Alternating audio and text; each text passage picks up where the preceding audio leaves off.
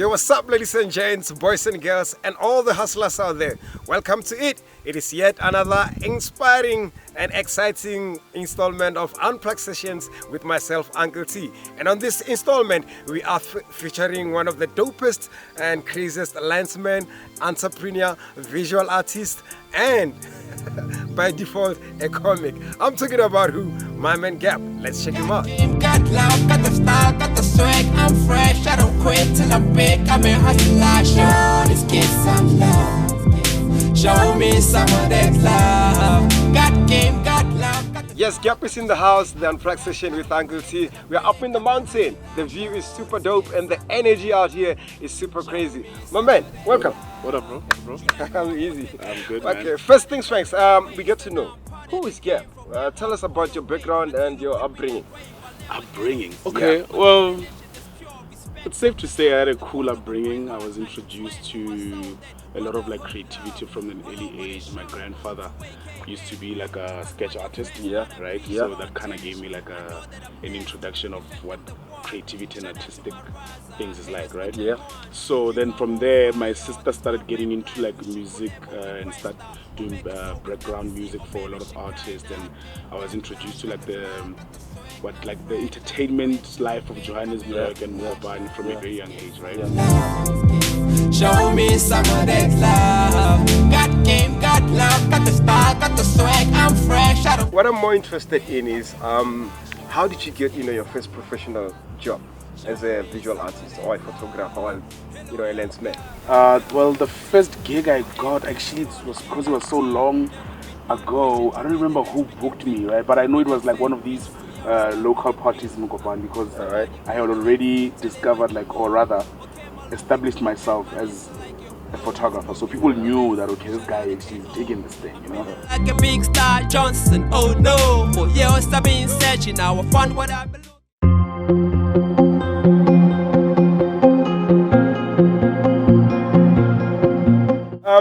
You grew up as a sketch artist as well.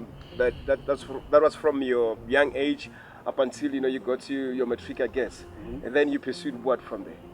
From there, I pursued architectural drafting. Okay. So we design like anything that you can think of, you design it, but it was mostly building stuff. You went to school, you completed? Yeah, I finished my diploma. Yes. And I worked as an architectural draftsman. By deciding that this can be a good career for you, and dropping out from your architectural, career or work, you saw an opportunity of making this as a business and putting bread on the table, or sustaining your life. Yeah. What are the first things that you did? The first thing that I did was to break away from my fear of leaving practicality and comfort zone. Yeah.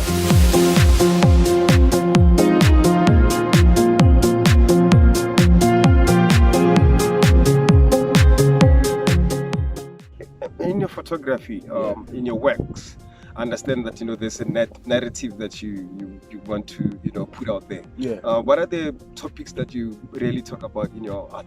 To be free. Yeah. To be free and fearless, or rather overcoming fear. So bravery and freedom is my thing.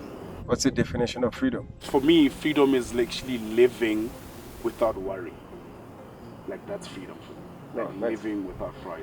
And you can only get through that with art. Because there's this quote that I love. It says, design is to fix, but art is to be free.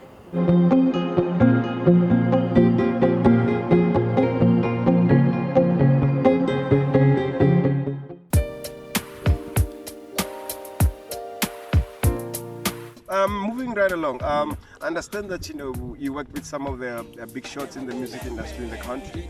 Talking about Dream Team. I just want to know, how did you start working with Dream Team? And because that's when most of the people we saw the works that you're doing, when you get into the mainstream level. Well, with Dream Team is I met Zulum Katini, but at the time I was going with Dash. Yeah. Right. I met Zulum Katini at GQ Men of the Year function, right? Yeah. Which I was booked to shoot Kanyimba. All right. Right. All right. A friend of mine suggested me. Okay. So then. So you did Kanyimba as well? Yeah. Well, yeah, I shot her. Yeah. I mean, you shot her. I did shoot her. I showed Kanyimbao, and when we were at the party, I just kind of vibed with Zulu, and then we just like, yo, dude, come through to my offices and let's have a chat. Then from there, man, we just kind of vibed with the creativity and the photography. I ended up being Dream Team's photographer. Then from there, I ended up being behind the scene photographer for Vuzu.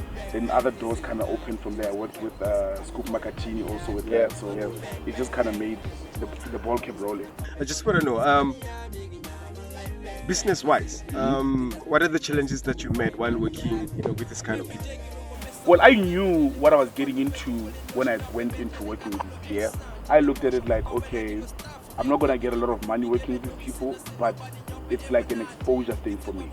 So they wanted the exposure photographic-wise. I wanted the exposure locally and nationally, right? Expand your market. Expand my market, because from that, the business, I got other businesses where they paid well, because they knew that I was messing with these cats, right? So I went at it knowing that this thing. But here, the thing is, with most upcoming young photographers, they need to know that exposure is not bad when you're starting. It's only bad when you're already established. Because you're already exposed. You're already exposed. I don't need exposure. Yeah.